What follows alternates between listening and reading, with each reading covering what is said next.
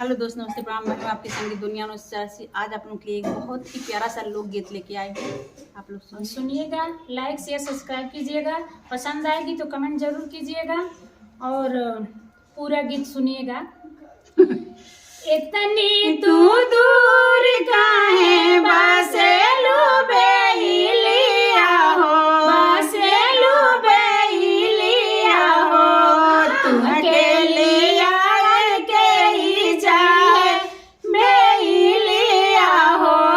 तुम अकेलिया मन के ही जाए हैं बेलिया हो,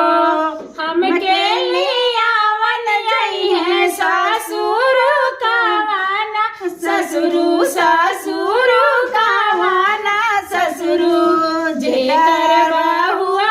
बसे दूर है बेलिया हो, जेकर बहुआ बसे दूर है बेलिया हो, इतनी तू दूर काहे बसेलू बेलिया हो, बसेलू बेलिया हो,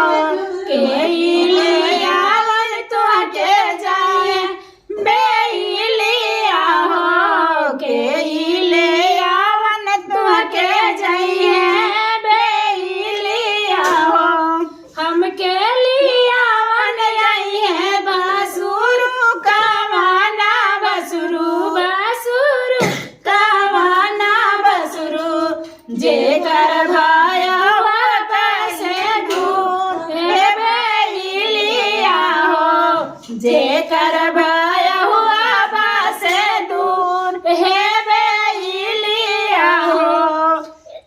तनी तू दूर काहे बसेलू बेलिया हो, बसेलू बेलिया हो, केलिया आई तुमके जाए है बेलिया हो,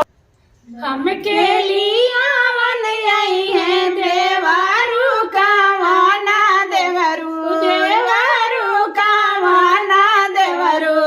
जेकर भौजिया बसे दूर है बेलिया हो, जेकर भौजिया बसे दे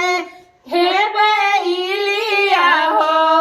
इतनी तू दूर काहे बसेलू बेलिया हो, बसेलू बेलिया हो, तुहलिया मन तुहके जाए हे बेलिया हो, तुहके लिया मन के ही जाई है हे बेलिया हो, तुहके लिया मन के ही जाई है